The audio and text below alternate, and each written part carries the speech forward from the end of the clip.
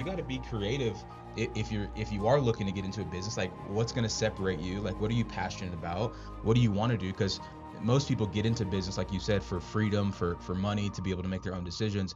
But initially, it's not all that. Like, when you jump into it, you think a lot of people can be real structured when they're told what to do, but a lot of people can't be structured when they got to tell themselves what to do. Yep. Right.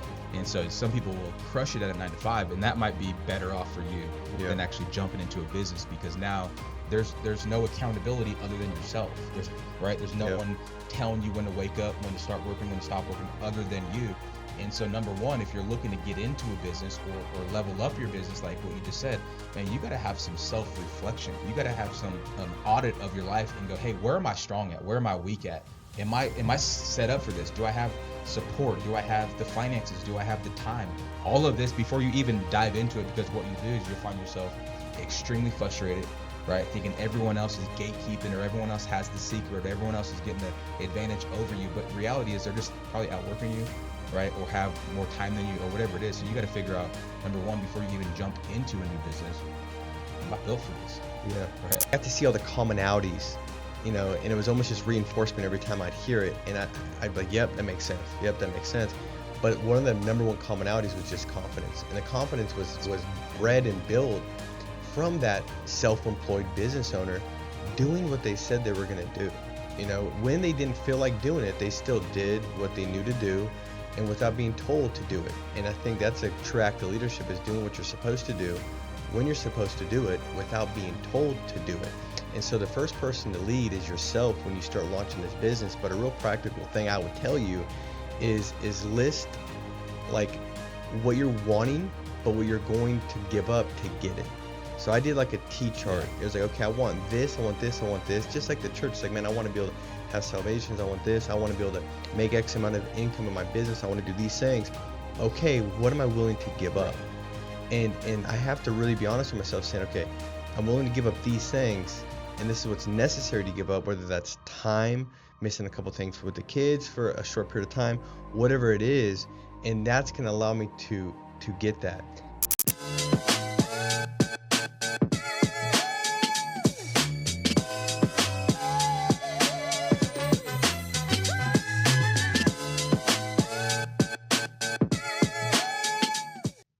Welcome back to the Leveled Up Life podcast. As always, Branamier Courtney here with my main man, Paul McLean. Let's go. Let's do it, man. Hey, we're helping you level up your life in all the areas that matter most: your faith, your family, your fitness, your finance, or your franchise. Do you need help in any of those areas? If you do, man, you're in the right place at the right time. We want to help you get to that next level in your life, wherever it should be. There's levels to this, man. Yep. Like there's things that, man, God's put a calling on our life to get to, but oftentimes, man, we need help getting to those places. And it's always good to have podcasts like this, to have friends in your life, people that you can turn to help you, not make so many mistakes, but help you get to that level a little bit faster. So I'm always appreciative to sit down here with you, man, and get to pick your brain a little bit. I agree, bro. And I think that for me, there's certain periods in my week or times in my week where it's like I just need to get recharged, rejuvenated to go out there and continue to pursue. Because how many know, like, you can kind of get discouraged when you're trying to go after a new level and the progress isn't showing up. And so this, I hope for you, is a time where you kind of hop on and you're like, man, I get my week right, I get my mind right, and you can go out there by the end of the week and say, man, my week was better because I spent some time together on the Leveled Up Life podcast. And I love this community, man, because there's no question that if you're watching this each and every week, that you've got a desire to get better. Because some people say, man, I want to get better. I want my marriage to get better. I want my kids to be better. I want my business to be better. But then they do nothing about it, right? And so this is something where you're intentionally saying, I want to get on and kind of, figure out some ways, some things to step at a higher pace, at a different level, and reach some new goals. And so today is a big one because we're going to tackle really how to either launch a business, if that's what you're looking to do, or scale the business that you might already have. And, Bran, I know that the last, I feel like month or two, I've had a lot of people reach out and just kind of be like almost not satisfied with where they're currently at with whatever business they're in or whatever job they're working. And some of them actually have a job and they're saying, I want to step into and kind of find some freedom. I want to have freedom with my time. I don't want to be told what to do, when to do it. I want to have freedom with my money, where I could actually go out there and make more if I want to make more. And I've had a lot more conversations the last month, man, than I have had probably in a long time, with people just with this desire to start a business. Yeah. And then some people saying, man, I want to get my business to a higher level. I'm kind of been running the same pace, the same way. And even though it's a business, or maybe my business, there's not any kind of progression with the income or the time. It's just kind of the same thing day in, day out. And so today, guys, we're going to kind of go through really like a worksheet and help you kind of pause. And if you're looking to get into business, kind of fix your focus on the things that will help you gain some clarity, gain some confidence, and gain some control, where you can go out there and start to take those steps. And if you're in a business, kind of the same thing, maybe taking a quick pause, reflecting, and taking a step outside of yourself and saying, hey, let me interrogate my reality and identify some things that will really kind of help take the lid off this thing and get to a whole new level. So I love it, man. Yeah, you're exactly right. Same thing with me. Like so many people come to me for advice or tips, or like, hey, who do I turn to? I'm looking to start. Just this last week at church, someone pulled me aside and said, hey, I'm looking to start, XYZ type company. And I was like, dude, you gotta talk to Paul. Like, dude, I mean, so many people have been reaching out, just going, hey, what's the next step? How do I even get it going? Because here's the reality: we live in the opportunity era, right? Like, if you can't make money or you can't find something that you're passionate about in this generation, like go look in any other generation. I saw a video, I think it was yesterday, a couple days ago, that some dudes had bought a trailer, and they go to like concerts or parks or movie theaters, and the whole side of the trailer just has cologne bottles on the side, and then you just scan the QR code and it sprays you, like you get like 4 sprays of cologne, and there's like a QR code to buy the cologne. Dude, it's just like people are just coming up with different ways to make money. So number one, like, you got to be creative if you are looking to get into a business. Like, what's going to separate you? Like, what are you passionate about? What do you want to do? Because most people get into business, like you said, for freedom, for money, to be able to make their own decisions. But initially, it's not all that. Like, when you jump into it, you think, well, what I've seen is a lot of people can be real structured when they're told what to do, but a lot of people can't be structured when they got to tell themselves what to do. Yep. Right. And so some people will crush it at a 9 to 5, and that might be better off for you than actually jumping into a business, because now there's no accountability other than yourself. There's no one telling you when to wake up, when to start working, when to stop working, other than you.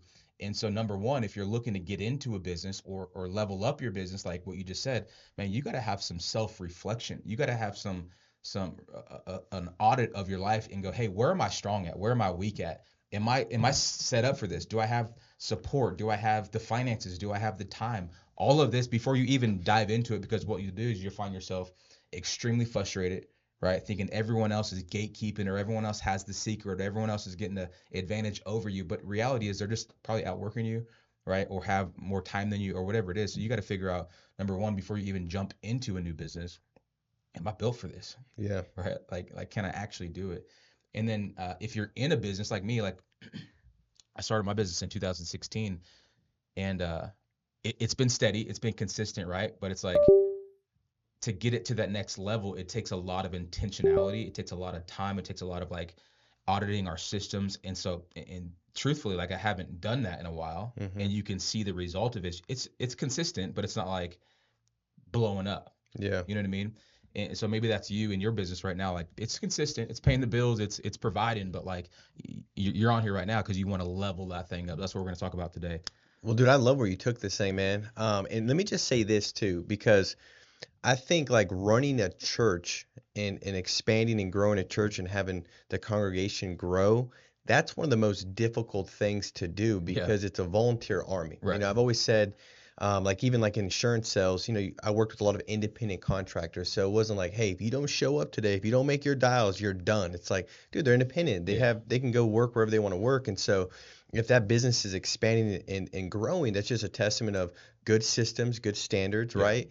And creating a really healthy and good culture. And so one of the books that I read, and I would just suggest that anybody that's running a business to read it, it's called The Purpose-Driven Church.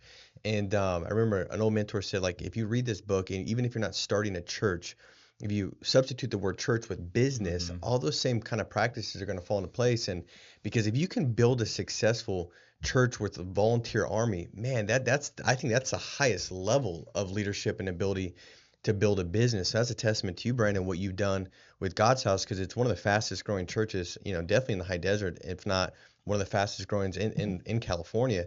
And that's a testament for the standards, the systems, and the culture, which is what we'll kind of dive into. And also, I think that plays a part on what you just said. And I want to touch upon this because it was so good. I didn't think about it until you brought it up.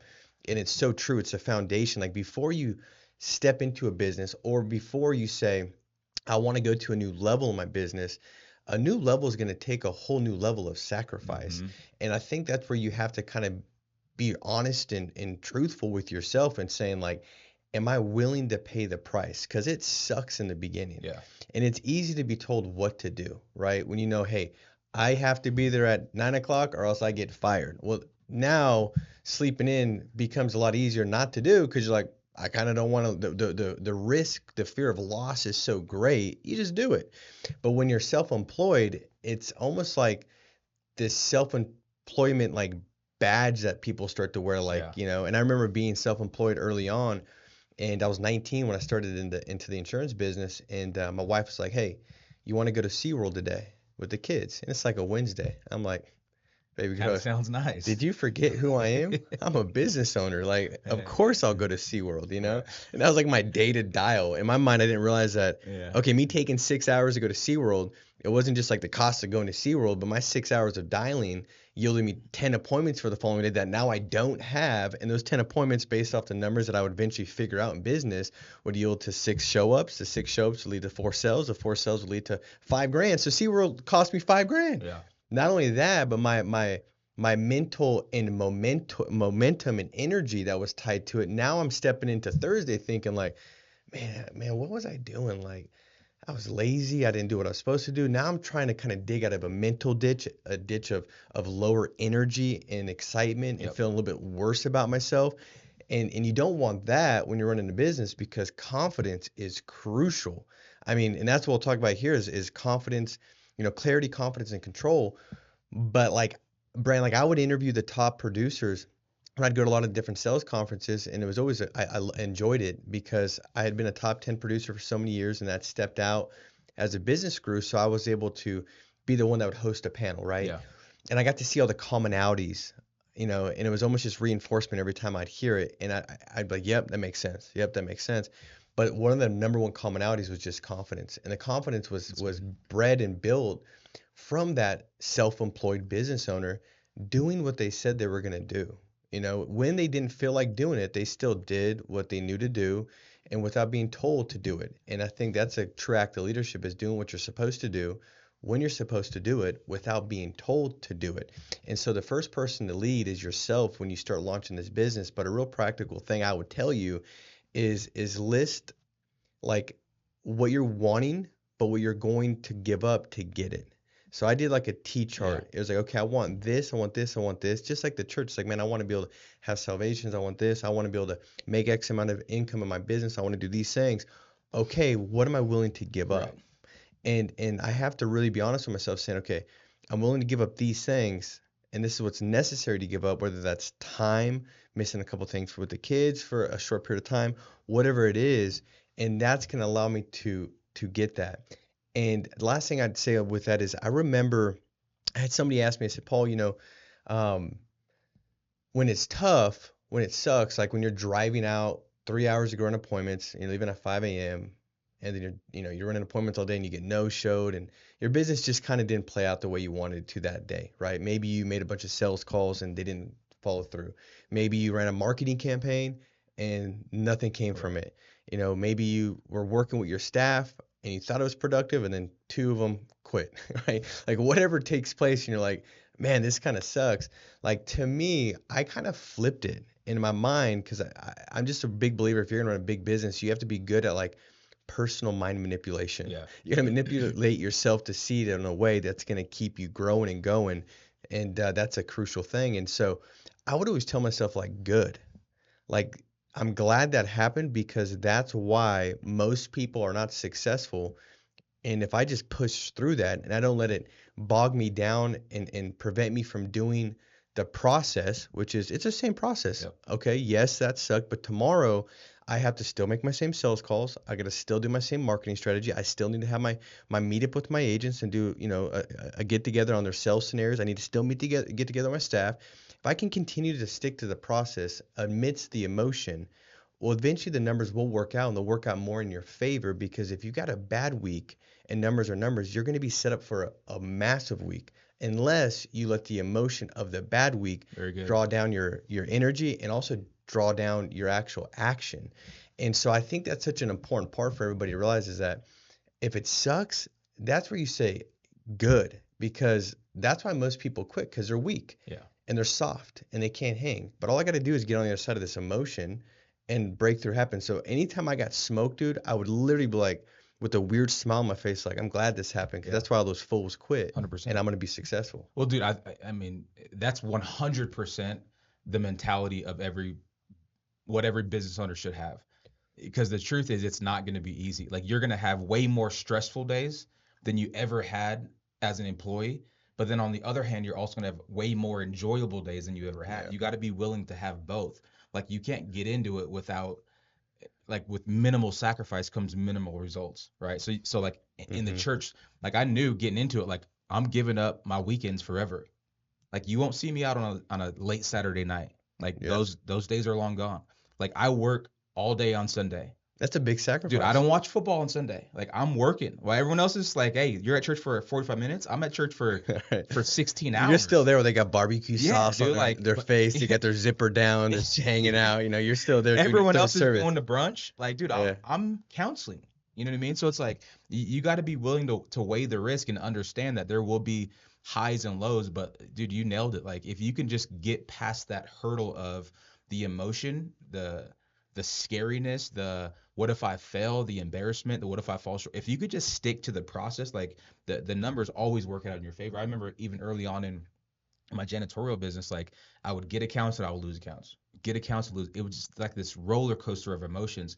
And I just remember, if I keep putting out flyers, if I keep making phone calls, if I keep spending the money on Google, if I just keep it up, even when, like, everything's canceling, eventually the numbers are going to catch back up to itself. And I just don't think, like, you said it, not me. You said people are soft.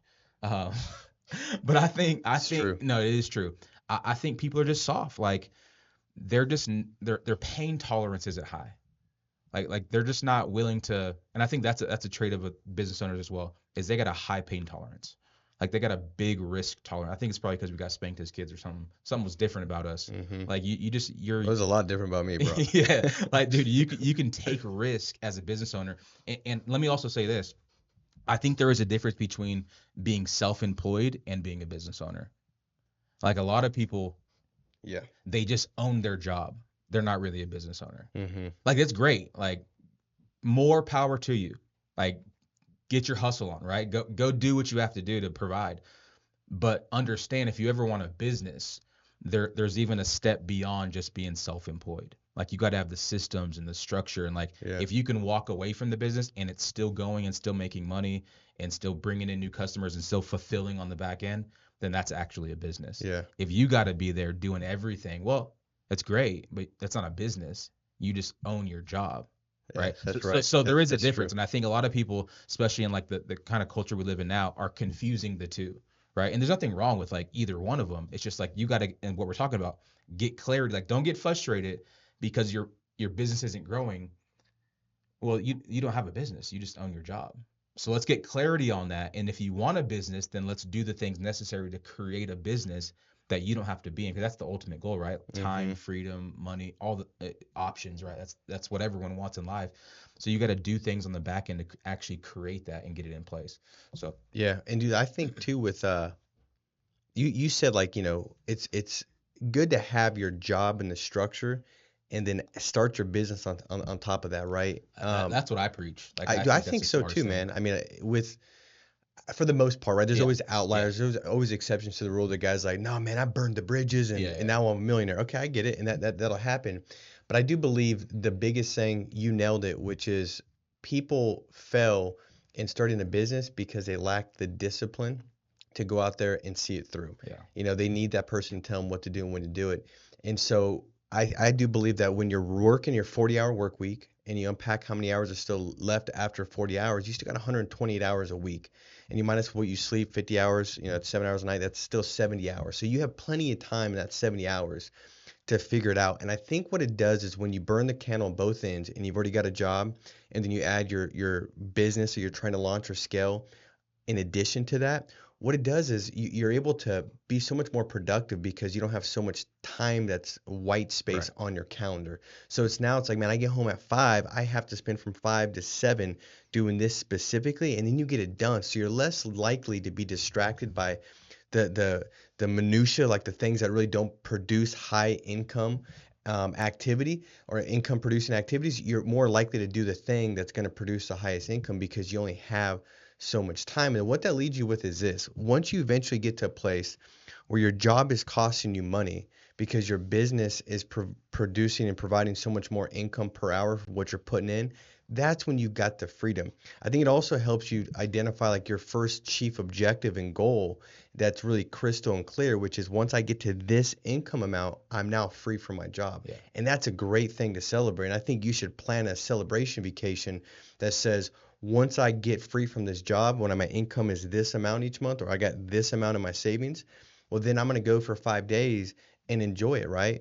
But once you get free from the job, what's most important, Brand, that I've seen happen, and I'm given step 2 if the person, eventually gets there, is you get free from your job and you think, now I'm going to go ahead and triple my income because I got triple the time and this income's already exceeded the job. Well, what happens a lot of time that I saw with insurance agents that would eventually get free, now they're making good income, they leave their job, is their income drops because now they've got so much time, they actually do less. Now they're spinning their wheels and they're somewhat busy, but they get way less done because they never really sat down and said, okay, at 6 o'clock, this is what I'm doing. At 7 o'clock, at 9 o'clock. And so for somebody that's starting a business or that has a business, the one thing that I would implore you to audit your calendar. So go through and say, yesterday, what did you do at 6, at 5, at 9, at 12, at 5 o'clock at night? What are you doing today at those times? Tomorrow, what are you doing? And if you don't have the answer to that, I'm just telling you, you're going to be able to double your business or double your income just by fixing that easily. Good. I mean, spot on. That's good. It's all about time management. If you want to be self-employed, if you want a business, like, dude, if your calendar is full of white space, you'll find yourself back in the job line, right? Trying to get hired back on. Oh, you've seen that. Yeah. Time and time again. It's like someone who goes all in and then does exactly that, because what happens is we get so easily distracted. Like, scroll back a couple episodes, you hear us talk about distractions, but like that's the world we live in. Like, we get so easily distracted that you start doing all the things that you feel like are important, but you're not actually going anywhere. You're just walking on a treadmill instead of walking outside. So you're walking in the same, you feel busy, like you got a sweat going, but you actually didn't make any progress today. You didn't do anything to improve the systems. You didn't bring any new customers. You didn't make any money, but boy, you sure worked hard. Right. And so you come home and you feel good about yourself initially until you can't pay your bills. And it's like, well, I got to figure something out. And so you're right. I see so many people. Hey, can I say something that's going to probably offend a bunch of Christians? Please. And I'm with you too. So we're in the same group. I just want to make sure I get confirmation from you. So like, I think that the one thing that a lot of people do, a lot of Christians, is that they're passive. Okay. It's like, oh, I'm full of faith. Yeah. I want to have a fruitful life. I believe in God's promises. I believe that they're going to come to pass in my life. And then their life reflects doubt, insecurity, and that it's never going to happen. And so they're stuck, not taking territory for the kingdom, not expanding, building businesses, giving back, because it takes income to send people on missions, all these different things. But they're like, and then they justify it where, I just don't feel that yet. I don't care. It's like, no, God doesn't. He doesn't like passive Christians. He wants you to be active. It's like the person that gives half effort to a business and they have all these excuses and they're like, well, if God wanted to see it through, there would have been more people. No, God wanted you to market better, sell better, and get more people there. And he's not proud of it. You're passive. So I just believe that, if you're on here and you're a Christian, man, don't just say you got faith. Let your faith be revealed in the actions of stepping out, taking uncomfortable steps, and believing that he is with you, he is for you, he is going to see it through. And if something bad happens, if you trust him, that bad will be turned to good. And don't just know the scriptures, but don't have a life that reflects it. That's my That's good. Jab at that. So, are you offended? Well, it's probably because you're not working hard. Right. And dude, it's the same. Like, if you're not living the life that, if you're a Christian, right? If we're on that track, like if your life, you're not living a life that requires faith, that's probably not the life that God has for you. So if you're just going through the motions, if you have all the scriptures memorized but you're not living them out, like what good is it? What good is it to have the 10 commandments painted on your wall if you don't live them out? Like what good is it to have, preach from the pulpit but not live it out on the streets? And so if you're a Christian and you heard that, you're offended, email up Paul McLean at Leveled Up Life. If you're offended, that just goes back to step one. You're soft, right? That's right. You're soft. You got to choose to be above the offense. But it's the whole thing. Like faith without works is dead. Like if you're not willing to step out and do the thing that you're preaching or that you're proclaiming, then it's like you really don't have any faith at all. And so I do agree that the Christian life should be a life that's reflective of the God that made us, right? That's reflective of his character and his nature. And so whatever that is, and it's not always a monetary gain, right? It's just living a purpose-filled life. If you're not living a purpose-filled life, whatever that is, because not everyone's meant to be the richest man in the world. It's not like, oh, if you're not extremely rich, then you don't really have faith. That's not what we're saying. It's like if you're not living out the purpose that God's placed on you, and you're not putting faith behind that action, well then you're doing a disservice to your faith. Like you're not truly walking in the image and identity that you were created in. And so if that's you, have no shame or condemnation, but just take an audit of, hey, you know what? I am living way below my means, not monetary means, but like my God-given purpose means. Like I'm living way below my joy level, way below my kindness level, way below my service level, way below my giving level. And many of us, if we're being truthful, we do live way below what we could be doing. And it's simply because like we're just not faithful enough to walk it out. You know what I mean? It's easy to talk it. It's a lot harder to walk it. And let me add this to it just to make myself feel a bit better after I went hard. The thing is this, like to that point about the shame and condemnation for wherever you're at right now, dude, like I believe that the truth is, no, like you'll hear that whole, and it's kind of cliche. The person's like, man, when I get to heaven, I want God to say, well done, good and faithful servant, right? I think that's most people should be the objective, right? That you've lived a life where God's got all these callings and purposes. He's got these seeds in you, and you've done a good job in bringing those out and having them impact, give back, and make a difference to your neighbor, right? But at the same time, I had this one thought before of like, you, regardless of the mistakes and issues you've made, you get to that place of thinking like, maybe I'm not going to hear that because of what I've done. I believe that whatever you've already done, and if it's been a mess, or if you've known that you should have took action, you had that kind of pull on your heart, but you didn't do it anyways. I believe the moment, like if it's right now that you make the change and say, okay, I'm going to take these uncomfortable steps of action, that all those different things that you took and took place or happened, the mistakes or whatever, like God will create a better masterpiece than that could have been anyway. So his statement is not based off that. It's based off of you now moving forward from here. And he'll use all the things that will build up a better testimony that you're going to still have those same words said. And so I just that was put on my heart. Maybe God put on my heart like, hey, you got to come back and say something like this, because I do believe that is the truth. Well, hey, listen, we've got a couple different things we'll run through real quick, and now we're going to have a worksheet. So we will have bonus content. We've kind of shelved the bonus content. In all reality, it's because we type bonus content in the chat if you want it. bonus.aleveluplife.io, and we'll have it on there this week. It's going to be a great worksheet for you to go through, because the reality is we want to kind of cover some of these concepts and more of the mindset, I guess, behind what would hold you back. But now we got the mechanics. The mechanics are going to really be produced on the bonus content part, but you really want to reverse engineer this thing, and I think that you got to pick something that you're passionate about, that you enjoy, and it can't be about the money. If it's about the money's going to run, right? Because it's like a desperate dude, right, Pay? Desperate dudes don't ever get the girl, where they're just like bugging you, texting you, all that kind of stuff. My daughter's actually in the studio today, so I'm using her as an example, but she knows about it. She's like, I don't really like that guy anymore. Why? Because you're desperate. Like, you didn't come across right. You got to hold yourself better. Money does the same way. If you're desperate for it, you're like, I'm only doing this because I want to make $1. Oh, it's going to run because you're creeping it out. right? It's something that needs to be attracted. And so, but if you're serving people and you're loving people and the thing you're doing, you say, man, I can get out of bed every morning because I know this is making a difference. I know that God put this on my heart, and you do that with excellence and you do it regimen and you have the right standards and you have the right systems. The money's going to come in a big way. It doesn't matter what you're doing. If you're in the top 1% of doing whatever, that whatever is going to produce great fruit because you're ahead of the pack, right?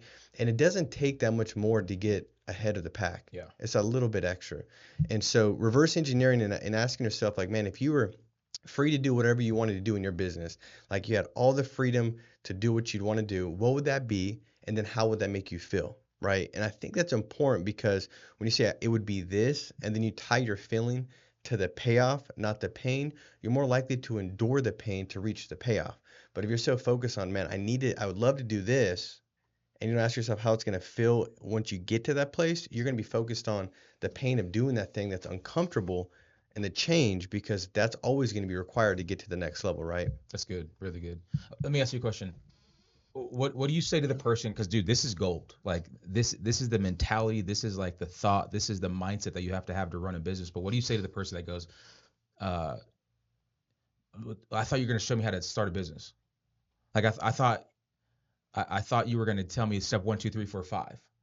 Like, because there's people out there listening that are like, well, I still didn't hear how to start a business. Like, if you're not getting it by now, like this is actually what it takes to run the business. But what do you say to that person that's like, well, I need, do I get a business license? Do I rent an office? Like, how much does this cost? Like, what do you say to that person? Is it more of like a, dude, if you're always thinking like that's the thing that's going to make you successful, then you're missing the whole point? Or like, how do you help that person make that shift? Because I think that's where a lot of people, at least that I talk to, are like, coming from a 9 to 5 and they're going, I want to do this, but I just don't know how.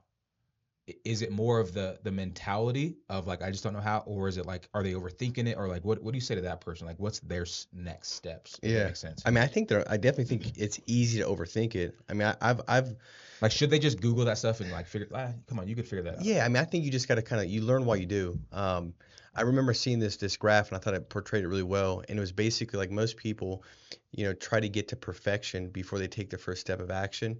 And if they're like, okay, I'm at 80%, 60% of getting towards perfection, I feel great. I've spent all this time.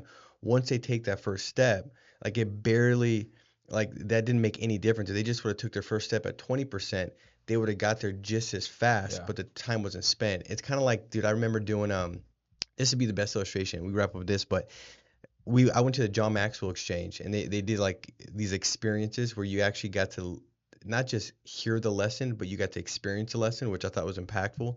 And they had it was at Ricky Hendricks Motorsports. Yeah, Ricky Bobby. That's what I knew about NASCAR. But everybody else was fired up like, this is Ricky Hendricks. I was like, I don't even know who it is. But they had like these like 4 cars that you had to like, you're the pit crew. So they picked like 7 guys for each one, and then you had to take it off, the tire off, and then change it, right? And so they gave us like 30 minutes to discuss like who's gonna do what. Like, you're taking this tire off, you're taking this tire off, put it on, and then we did it, and everybody took like 30 seconds to do it. It was way off, and everybody was like 28 to 33 seconds. And then they gave us like 3 minutes just to adjust and talk about what we had done, and then go back and do it. And we dropped from 30 something seconds down to like 17 seconds.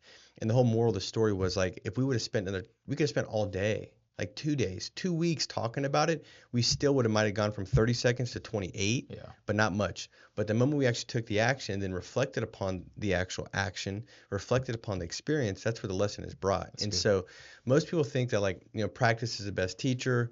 It's not. It's reflected upon practice that will help breed the adjustment, and the adjustment is going to lead to the higher outcome. But I would suggest that, for one, I do think it is helpful to kind of help you get out of your own head by giving you some specific questions. I think these questions on the worksheet will help you gain some clarity on what the next steps look like. Yeah. And I want the worksheet to do it. I want you to go through. But when you see the question, the worksheet, this is really going to be a model that will help you do it.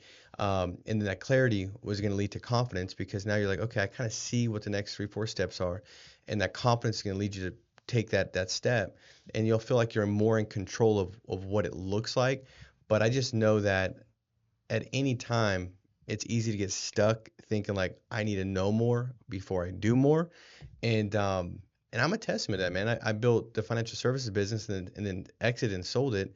And then I was starting other businesses with, the real estate and wholesale and stuff, and done well in the real estate game up until then, but made some adjustments to it. Now we got the Level Up Health that's starting. And I remember, in all honesty, man, I've had a week where I was like, dude, that wasn't very productive. I was just stuck trying to think too much and learn too much. And so, but the moment you can catch yourself and you become aware, well, now you could say, okay, let me go ahead and move forward from there. You know what I mean? Very good. I feel challenged. I feel like, man, I got to go back and I'm going to go through this worksheet myself and just do some self-reflection on not only the church but my business, and go, hey, how could I get better? How could I level up? How can I bring some confidence, some clarity, and some systems, so I can have more control over everything, and really step into the place where where I know God's calling me to be. And so, good stuff. I hope you got a lot of value out of this.